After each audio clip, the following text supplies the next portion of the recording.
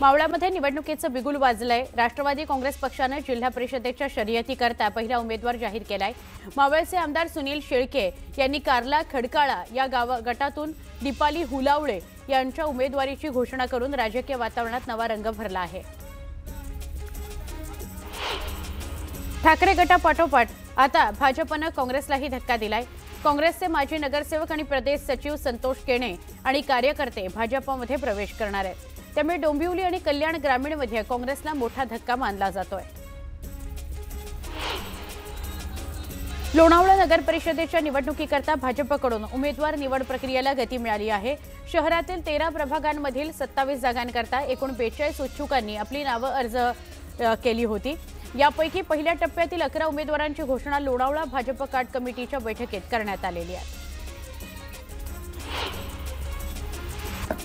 जळगाव जिल्ह्यातील चोपडा नगर परिषदेच्या 15 प्रभागांमध्ये 74 मतदान केंद्र उभारण्यात आली आहेत। 10 नोव्हेंबरपासून नामनिर्देशन पत्र दाखल करण्यात येणार आहे। संसदेचं हिवाळी अधिवेशन 1 डिसेंबर ते 19 डिसेंबर दरम्यान होणार असल्याची घोषणा केंद्रीय संसदीय कार्यमंत्री किरेन रिजिजू यांनी केली आहे। तर हे अधिवेशन कमी कालावधीचं असल्याबद्दल विरोधकांनी केंद्र सरकारवर टीका केली। हे अधिवेशन 3 आठवड्यांचं असलं तरी त्यात प्रत्यक्ष कामकाजाचे 15 दिवसच असणार आहेत।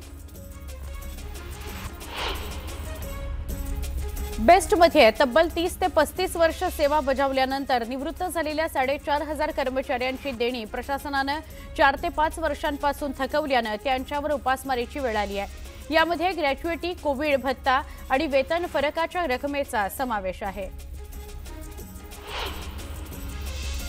राज्य परिवहन महामंडळाला दिवाळीच्या हंगामात अतिरिक्त उत्पन्न कमवता आलेलं नाही।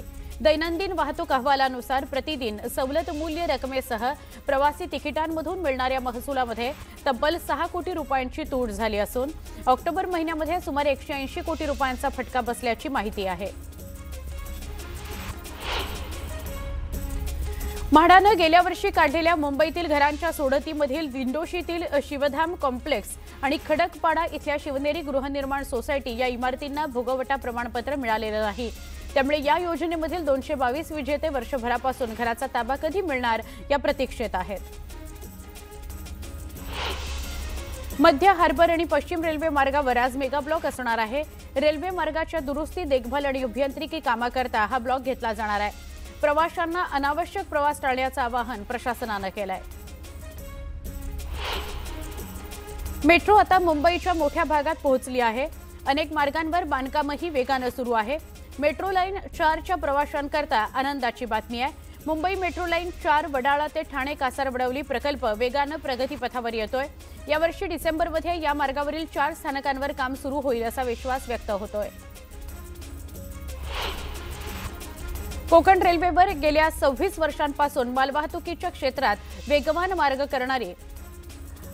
मार्ग तयार करणारी रोरो सेवा सुरू आहे। या सेवेद्वारे देशभरामध्ये जीवनावश्यक आणि अत्यावश्यक वस्तूंचा पुरवठा करण्यात येत आहे।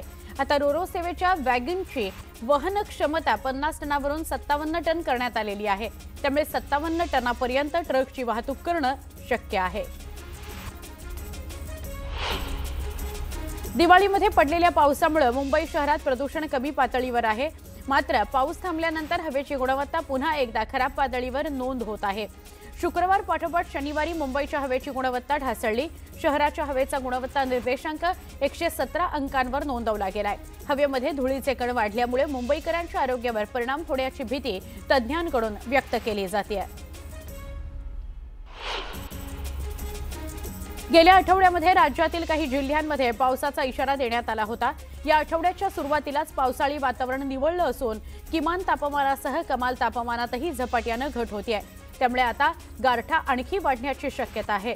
दरम्यान मध्य महाराष्ट्र आणि मराठवाड्यामध्ये किमान तापमानामध्ये घट होण्याचा अंदाज आहे, तर विदर्भात किमान तापमानामध्ये वेगाने घट व्हायला सुरुवात झाली आहे। अखेर पावसाने काढता पाय घेतला असून थंडीला सुरुवात झाली आहे। महाराष्ट्रातील बहुतांश भागांमध्ये थंडीचं आगमन झालं आहे।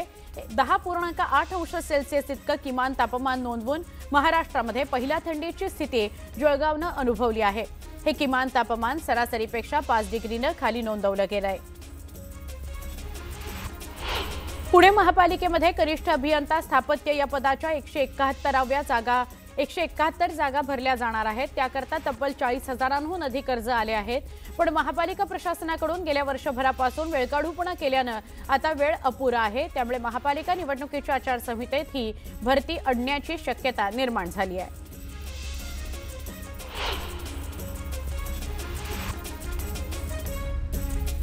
%20 सर्वसमावेशक गृहनिर्माण योजनेतील परवडणाऱ्या घरांचा सुधारित निकष मांडणं निश्चित करून तसा प्रस्ताव राज्य शासनाला पाठवला आहे।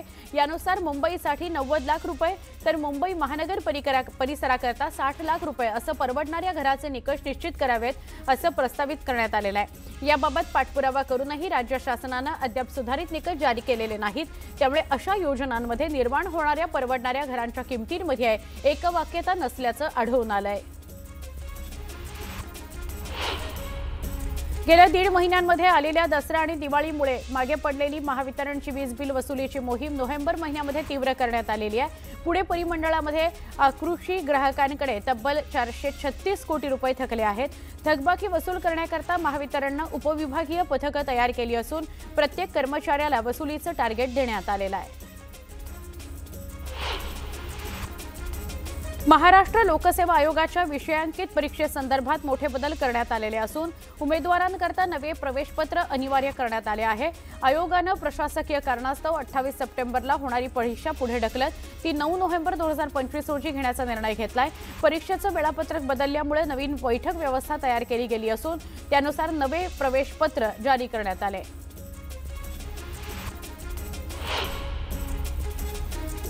राज्यातील सगळ्या महापालिका क्षेत्रांमधील रस्त्यांची अवस्था सध्या अत्यंत बिकट आहे। रस्त्यांवर सर्वत्र खड्डेच दिसतायत। या खड्ड्यांमुळे अपघातांच्या घटनांमध्ये मोठी वाढ झाली आहे। या गंभीर समस्येची दखल मुंबई उच्च न्यायालयाने घेत राज्यातील महापालिका प्रशासनाची कानउघाडणी केली आहे। अपघात झाल्यास संबंधितांना 50,000 ते 6 लाख रुपये नुकसान भरपाई देण्याचे आदेश देण्यात आले।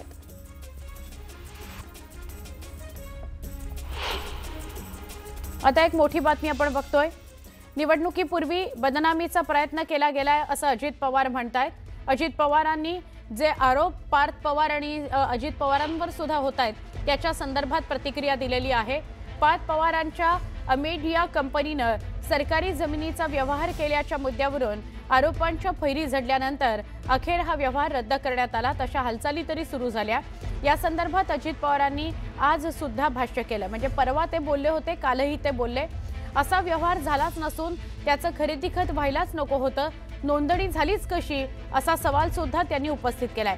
त्याचसोबत यापूर्वीही निवडणुकीआधी आपली बदनामी करण्याचा प्रयत्न झाला असा सुद्धा अजित पवार यांनी म्हटलेला आहे। मुद्दामून निवडणुकीपूर्वी 35 वर्षाच्या राजकीय जीवनामध्ये अनेकदा आरोप झाले। आरोप सिद्ध तर झालेच नाही, पण माझी बदनामी प्रचंड झाली। म्हणजे काही आरोपाच्या बद्दल तर निवडणुका जवळ आल्या की ते सुरूच व्हायचं, निवडणुका संपल्या की पुन्हा ते थंड व्हायचं, असे ते सगळे प्रकार तुम्हाला पण माहिती आहे। आता ह्यामध्ये म्हटलं ह्याची नीट चौकशी, म्हणजे जे काही चौकशी नियमाने करायची असते, ज्या डिपार्टमेंटची ती करा, ते त्याबद्दल मुख्यमंत्र्यांनी निर्णय घ्यावा। मुख्यमंत्र्यांनी निर्णय घेतला, FIR पण दाखल केला। एक तर व्यवहारच तसा व्यवहारच तो झाला नाही। खरं तर त्याचं खरेदी खतच व्हायला नको होतं। ती कागदपत्र ज्यावेळेस बघितली ना त्यावेळेस रजिस्ट्रारनी त्याचं खरेदी खतच नोंदणीच कशी केली तेच कळत नाही। असे बऱ्याच गोष्टी आहेत, परंतु मुख्यमंत्र्यांना माझ्या कानावर ही गोष्ट आली त्यावेळेस मी लगेचच सांगितलं की कुणी जरी असलं तर त्याचं योग्य पद्धतीने चौकशी झाली पाहिजे। अजित पवारांची ही प्रतिक्रिया होती। परवा सुद्धा अजित पवार याविषयी बोलले आणि काल सुद्धा ते म्हणाले की जाणीवपूर्वक निवडणुकीआधी प्रयत्न केला जातोय की मी अडकावं फसावं। दरम्यान अंबादास दानवेंनी केलेल्या टीकेला अजित पवारांनी काय उत्तर दिलं तेही बघूयात। एखाद्या ठिकाणी चोरी झाली आणि चोरीचा माल रिकव्हर केला तर चोरावरचा आरोप किंवा गुन्हा रद्द होतो का? याचं एवढंच उत्तर द्या राज्य सरकारने किंवा गृह मंत्रालयाने। अंबादास दानवे हे विरोधी पक्ष नेते होते माजी। यांना निवडणुकीच्या काळामध्ये अशा कुठल्या बातम्या मिळाल्या की त्याला खतपाणी घालणं हे त्यांचं काम आहे. उद्याच्याला चौकशी झाल्यानंतर दूध का दूध पाणी का पाणी पुढे होईल ना. कोरेगाव पार्कातील जमीन घोटाळ्या प्रकरणावरून अजित पवारांचा मुलगा पार्थ पवार वादात सापडलाय. आता याचवरून राजकारण पेटलंय. सत्ताधाऱ्यांसोबतच विरोधकांनीही अजित पवारांना टोले हाणण्याची संधी साधून घेतली आहे. आता मुख्यमंत्री अजित पवार म्हणतायत मुलं संज्ञान झाल्यावर ते स्वतंत्र व्यवसाय करतात आणि जो व्यवहार झाला त्याची मला जराही माहिती नव्हती, कल्पना नव्हती. सरकारमध्ये असल्यामुळे उपमुख्यमंत्री असल्यामुळे त्याच्यात काय बोलू शकतो. संज्ञा नसली तरी आज्ञाधारक असा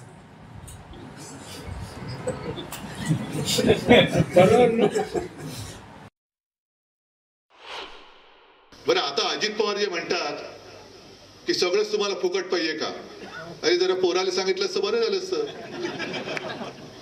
हा हात शेतकऱ्याने हातपाय हलवावे, तुम्ही घरी सांगा ना, घरी सांगा जरा. सगळं फुकट तुम्ही ओरपतायत आणि माझा शेतकरी भीक मागतच नाहीये, तो हक्काचे पैसे मागतोय. आता आपण पुढच्या वेगवान स्वरूपातल्या घडामोडी बघूयात. स्थानिक स्वराज्य संस्थेच्या निवडणुकीकरता शिवसेना उभाटा पक्षाकडून 40 प्रचारकांची यादी जाहीर करण्यात आली आहे. उद्धव ठाकरे आणि आदित्य ठाकरे स्टार प्रचारक असून या यादीत संजय राऊतांचंही नाव आहे. राज ठाकरेंनी शिवतीर्थावर बैठक बोलावलेली आहे. मनसेचे नेते, मुंबई अध्यक्ष आणि उपाध्यक्षांची बैठक पार पडणार आहे. आगामी निवडणुकीच्या निमित्तानं मनसेच्या रणनीतीबाबत या बैठकीमध्ये चर्चा होईल. 11 वाजता ही बैठक शिवतीर्थावर बोलवण्यात आलेली आहे. सातारा नगरपालिका निवडणुकीमध्ये उदयनराजेंनी मनोमिलनाबाबत सकारात्मकता दाखवलेली आहे. मात्र शिवेंद्रराजेंनी निर्णय पक्षश्रेष्ठींवर सोडल्यामुळे सस्पेन्स कायम आहे. तर मला नगराध्यक्ष व्हायचं असल्यामुळे मी खासदारकीचा राजीनामा देऊन नगराध्यक्ष होणार अशी मजेशीर प्रतिक्रिया उदयनराजे भोसलेंनी दिली. आगामी निवडणुकीकरता मावळमध्ये भाजपकडून स्वबळाचा नारा देण्यात आलाय. मावळमध्ये पक्षाला बळ देण्याकरता आमदार महेश लांडगेंची निवडणूक प्रमुख म्हणून नियुक्ती करण्यात आली आहे. लोणावळा नगर परिषदेच्या नगराध्यक्ष पदाकरता रिपब्लिकन पक्षाकडून सूर्यकांत वाघमारेंच्या नावावर शिक्कामोर्तब करण्यात आलाय. मावळचे आमदार सुनील शेळके आणि भाजपच्या संभाव्य पाठिंब्यामुळे वाघमारेंची उमेदवारी लोणावळा नगर परिषदेच्या निवडणुकीमध्ये रंगत आणण्याची शक्यता आहे. भुसावळ नगर परिषद निवडणुकीकरता माजी आमदार संतोष चौधरी आणि एकनाथ खडसेंचं मनोमिलन झालंय. या युतीला अभद्र युती म्हणत मंत्री संजय सावकार यांनी टोला लगावला. यावर खडसेंनी जोरदार प्रत्युत्तर दिलं. 70,000 कोटींचा घोटाळा करणाऱ्या अजित पवारांसोबत तुम्ही युती केली, आम्ही तर कोणताच घोटाळा केला नाही, तर तुम्ही अभद्र युती म्हणता, अशा शब्दात खडसेंनी सावकार यांना सुनावलं. कर्जत खोपोलीमध्ये शिंदेंच्या शिवसेनेला धक्का बसलाय. आमदार महेंद्र थोरवे यांची साथ सोडून शेकडो कार्यकर्ते आणि कार्यकर्त्यांनी अजित पवारांच्या राष्ट्रवादी काँग्रेसमध्ये प्रवेश केला.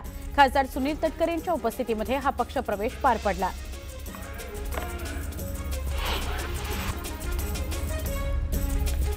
भोरमध्ये भाजपला खिंडार पडलाय. भोरच्या माजी नगराध्यक्ष निर्मला आवारे यांनी आमदार शंकर मांडेकर यांच्या उपस्थितीमध्ये अजित पवारांच्या राष्ट्रवादी काँग्रेसमध्ये जाहीर प्रवेश केला. आवारेंच्या प्रवेशामुळे माजी आमदार संग्राम थोपटे यांना मोठा धक्का बसलाय. मनमाडमध्ये शिवसेना आमदार सुहास कांदे, भाजपचे आमदार राहुल आहेर, शिवसेना नेते भाऊसाहेब चौधरी यांनी आगामी निवडणुकीच्या अनुषंगाने बैठक घेतली. यावेळी नगर परिषदेच्या नगराध्यक्ष आणि नगरसेवक पदाकरता इच्छुक असलेल्या उमेदवारांनी मोठी गर्दी केली होती.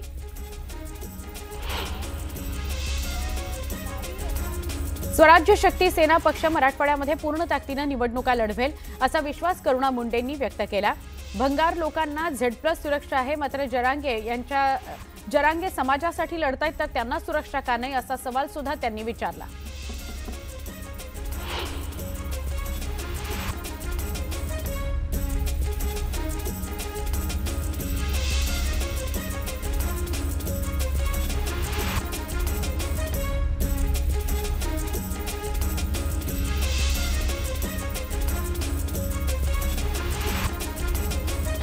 आगामी नगर परिषद निवडणुकीमध्ये भाजपला पराभवाची धूळ चारण्याकरता आम्ही मैदानात उतरणार असल्याची घोषणा शिवसेनेच्या संजय देशमुखांनी केली.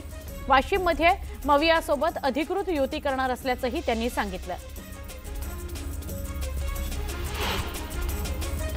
अमरावती जिल्ह्यामध्ये भाजपनं नगर परिषद आणि नगरपालिका निवडणुकीचं रणशिंग फुंकलंय. धारणी, चिखलदरा, अचलपूर, अंजनगाव, सुरजी इथं मंत्री चंद्रशेखर बावनकुळेंच्या उपस्थितीत कार्यकर्त्यांचा मेळावा पार पडला. वर्धा जिल्हा भाजपत नगरसेवक आणि नगराध्यक्ष पदाची उमेदवारी मिळवण्याकरता रीघ लागलेली आहे. येत्या 2 दिवसांमध्ये उमेदवारी ठरणार असल्यानं इच्छुकांची भाजप कार्यालयामध्ये वर्दळ बघायला मिळतेय. नगर परिषद निवडणुकांच्या पार्श्वभूमीवर हिंगोलीमध्ये भाजपची बैठक पार पडली. आदिवासी विकास मंत्री अशोक उईके यांनी या बैठकीमध्ये पदाधिकारी आणि कार्यकर्त्यांना मार्गदर्शन केलं. दरम्यान आमची युती करण्याची भूमिका आहे. आमदार संतोष बांगर यांच्याशी चर्चा करून यावर तोडगा निघेल अशी प्रतिक्रिया मंत्री अशोक उईके यांनी दिली.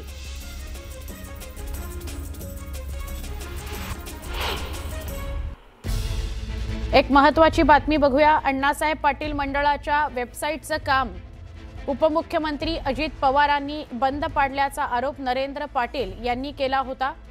दरम्यान हे आरोप निरर्थक असल्याचं प्रत्युत्तर राष्ट्रवादी काँग्रेसच्या प्रवक्त्या वैशाली नागवडे यांनी दिलेले आहे. अण्णासाहेब पाटील महामंडळाचे अध्यक्ष नरेंद्र पाटील यांच्याकडून मराठा तरुणांची सुद्धा दिशाभूल करण्याचा प्रयत्न असल्याचा आरोप नागवडे यांनी केलाय.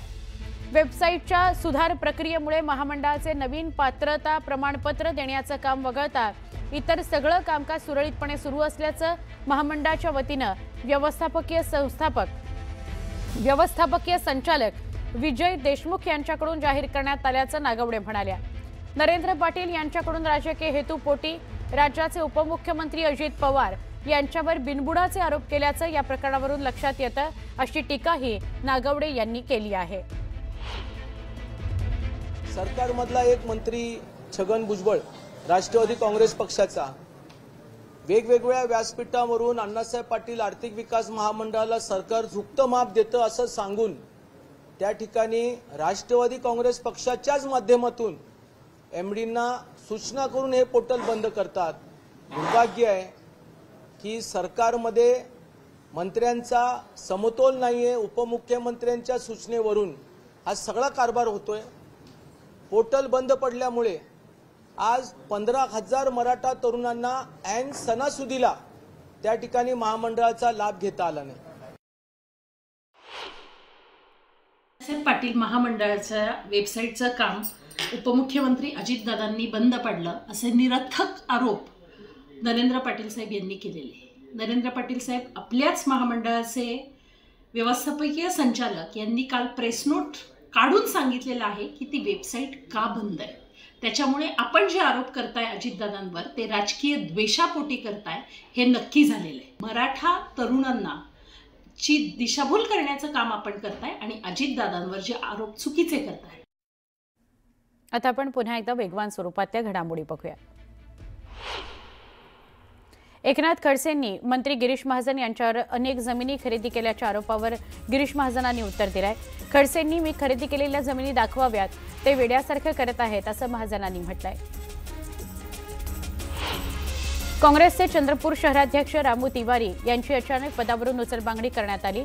रामू तिवारी यांच्या जागी पक्षांतर्गत गटबाजीपासून अलिप्त असणाऱ्या संतोष लहामगे यांची प्रभारी अध्यक्ष म्हणून नियुक्ती करण्यात आली आहे. काँग्रेसचे खासदार चंद्रकांत हंडोरेंनी पंतप्रधान नरेंद्र मोदींना पत्र लिहून महाराष्ट्रातील महार वतनाच्या आणि गायरान जमिनींच्या ताब्याबाबत तातडीनं कारवाई करण्याची मागणी केली आहे. हंडोरेंनी या जमिनींवर अनुसूचित जाती जमातीच्या कुटुंबाचा वडिलोपार्जित हक्क असल्याचं सांगत त्यांना परत हक्काची जमीन मिळवून देण्याकरता केंद्र सरकारनं हस्तक्षेप करावा अशी मागणी केली आहे. रुपाली चाकणकरांनी राष्ट्रवादी काँग्रेसच्या पक्ष कार्यालयामध्ये जाऊन अजित पवारांची भेट घेतली. रुपाली ठोंबरे कार्यालयातून निघून गेल्यानंतर चाकणकर अजित पवारांची भेट झाली. विजय वडेट्टीवारांनी प्रताप सरनाईकांवर जमीन लाटल्याचा आरोप केला होता. यावर सरनाईकांनी उत्तर दिलंय. सिद्धेश चॅरिटेबल ट्रस्टने घेतलेली जमीन शैक्षणिक कार्याकरता घेतली आहे. सगळ्या शासकीय प्रक्रिया करून ही जमीन घेतल्याचं म्हणत सरनाईकांनी आरोप फेटाळलेले आहेत. संसदेचं हिवाळी अधिवेशन 1 डिसेंबरपासून सुरू होणार आहे. 1 डिसेंबर ते 19 डिसेंबर दरम्यान अधिवेशन चालणार असल्याची माहिती संसदीय कार्यमंत्री किरेन रिजिजू यांनी दिलेली आहे. या अधिवेशनामध्ये काही महत्त्वाची विधेयकं मांडली जाण्याची शक्यता आहे. पंतप्रधान नरेंद्र मोदी 11 ते 12 नोव्हेंबर दरम्यान भूतानचा दौरा करणार आहेत. या दौऱ्यादरम्यान पंतप्रधान मोदी भूतानचे राजे जिम्मे खेसर नामग्येल वांगचुक यांची भेट घेणार आहेत. भारत आणि भूतानच्या सहकार्याने उभारलेल्या 1020 मेगावॅट पुनात सांगचू 2 या जलविद्युत प्रकल्पाचं उद्घाटन पंतप्रधान मोदींच्या हस्ते होणार आहे. शेतकऱ्यांना हेक्टरी 50,000 मदत द्या, कर्जमाफी करा, पीक विम्याचे पैसे द्या अशी मागणी उद्धव ठाकरेंनी केली. जाहीर केलेली मदत अशी द्या, मग विकासावर बोला असा टोलाही त्यांनी लगावला. मराठवाडा दौऱ्यावर गेलेल्या उद्धव ठाकरेंनी परभणी जिल्ह्यातील ढेंगळी पिंपळगाव गावातील एका शेतकऱ्याच्या मुलीच्या वैद्यकीय शिक्षणाचा संपूर्ण खर्च करण्याची घोषणा केली. सरकारनं मदत केली नाही म्हणून खचून जायचं नाही, मुलगी पास झाल्यावर पेढे घेऊन मातोश्रीवर या असं आवाहन उद्धव ठाकरेंनी शेतकऱ्याला केलं. काही दिवसांपूर्वी छत्रपती संभाजीनगरमध्ये लघुशंका करणाऱ्या तरुणांचा व्हिडिओ व्हायरल झाला होता. या घटनेनंतर तरुणानं आत्महत्या केली होती. दरम्यान नवनाथ वाघमारे यांनी मृत तरुणाच्या कुटुंबाची भेट घेतली. संबंधित तरुणाला न्याय न मिळाल्यास मोर्चा काढण्याचा इशारा नवनाथ वाघमारे यांनी दिलाय. ठाणे आणि नवी मुंबई महापालिकेच्या सार्वत्रिक निवडणुकीकरता प्रभागांच्या आरक्षणाची सोडत येत्या मंगळवारी काढण्यात येणार आहे. ठाणे महापालिकेची सोडत तलावपाळी इथल्या गडकरी रंगायतांमध्ये तर नवी मुंबई पालिकेची सोडत वाशी इथल्या विष्णुदास भावे नाट्यगृहामध्ये पार पडणार आहे. वाहतूक महासंघाच्या परिवहन आयुक्तांच्या दालनासमोर वाहतूक महासंघाचे सातारा अध्यक्ष प्रीतम हातेकर यांनी केलेल्या उपोषणाला यश आलंय. सातारा आरटीओ कार्यालयातील तक्रारी असलेल्या लिपिकाची तातडीनं बदली करण्याचे आदेश परिवहन आयुक्तांनी दिले आहेत. मुंबई शहर आणि उपनगरातील पीक अवरला अवजड वाहनांसोबतच टँकर कारणीभूत मानले जात असून या वाहनांमुळे आता भर दिवसाही कोंडी होत आहे. इथं होणाऱ्या कोंडीमुळे 25 मिनिटांचा प्रवास 45 मिनिटांवर लांबला असून कारवाई करूनही काहीच फरक पडत नसल्याचं चित्र आहे. मुंबईतील वाहतूक कोंडी दूर करण्याकरता कोस्टल रोड म्हणजेच वर्सोवा भाईंदर प्रकल्प मुंबई महापालिकेनं हाती घेतला आहे. त्याला केंद्रीय पर्यावरण मंत्रालयानं नुकतीच तत्वतः मान्यता दिली. मात्र प्रकल्पामुळे बाधित होणाऱ्या 346 हेक्टर जमिनीचं संपादन अद्याप बाकी आहे. त्याला गती देण्याकरता सल्लागार नेमण्याचा निर्णय घेतला गेला असून त्यासाठी निविदा प्रक्रिया सुरू केली जाणार आहे. महानगरपालिका प्रशासनानं राष्ट्रीय शहरी आरोग्य अभियानाअंतर्गत कार्यरत असलेल्या कर्मचाऱ्यांची नियुक्ती आणि अन्य बाबींची जबाबदारी कंत्राटदाराकडे सोपवण्यात आलेली आहे. मात्र कंत्राटदारांकडून कर्मचाऱ्यांना कुठलीच वेतनवाढ, प्रसूती रजा, भविष्य निर्वाह निधी, आरोग्य विमा योजना आदी लाभ देण्यात येत नाहीत असा आरोप म्युनिसिपल कर्मचारी कामगार संघटनेनं केला आहे. त्या विरोधामध्ये येत्या 17 नोव्हेंबरला आझाद मैदानात बेमुदत आंदोलन करण्याचा निर्णय कामगार कर्मचाऱ्यांनी घेतला आहे. पुणे महापालिकेनं मिळकत थकबाकीदारांकरता अभय योजना जाहीर केली आहे. जुन्या हद्दीसह समाविष्ट गावांमधील सगळ्या प्रकारच्या मिळकतींसाठी दंडाच्या रकमेमध्ये 75% सूट देण्यात येणार आहे. 15 नोव्हेंबर ते 15 जानेवारीपर्यंत ही योजना राबवण्यात येणार आहे. यंदा जिल्ह्यातील सर्व तालुक्यांमध्ये भूजल पातळी सकारात्मकपणे वाढली आहे. त्यामुळे बहुतेक तालुक्यांमध्ये टँकरवर कमी प्रमाणामध्ये अवलंबून राहावं लागणार आहे. मात्र शहरी भागामध्ये कृत्रिम पाणी टंचाई निर्माण केली जात असल्यानं शहरात पाणी टंचाईच्या झळा सुरूच आहेत. जळगाव जिल्ह्यामध्ये गेल्या 2 दिवसांपासून थंडीचा कडाका वाढू लागला. रात्रीचं तापमान 12.6 अंश सेल्सिअसपर्यंत खाली आलंय. हवामान विभागानं पुढील काही दिवसांमध्ये रात्रीचा पारा आणखी घसरेल असा इशारा दिलाय. दिल्लीची हवा पुन्हा एकदा धोकादायक पातळीवर पोहोचली असून राजधानीतील वायू प्रदूषण सतत वाढतंय. दिल्लीचा सरासरी AQI 372 वर पोहोचला आहे, जो अत्यंत खराब श्रेणीमध्ये मोडतो. शहरातील अनेक भागांमध्ये हा निर्देशांक 400च्याही पुढे नोंदवला गेलाय, ज्यामुळे नागरिकांना श्वास घेणं सुद्धा कठीण झालेलं आहे. दृश्यम फिल्म स्टाईलनं केलेल्या खुनाचा पुणे जिल्ह्यातील वारजे माळवाडी या पोलिसांकडून उलगडा करण्यात आला. चारित्र्याच्या संशयातून पत्नीचा खून करणाऱ्या आरोपीला पोलिसांनी अटक केली. पत्नीचा खून केल्यानंतर त्याने लोखंडी भट्टी तयार करून पत्नीचा मृतदेह जाळून टाकला. त्यानंतर तयार केलेली भट्टी देखील नष्ट करून टाकली होती. धनगर आणि बंजारा समाज आदिवासींमध्ये सामावून घेण्याकरता लढा देत आहेत. मात्र त्यांना हे आरक्षण कधीही मिळू शकत नाही असं राष्ट्रवादीचे आमदार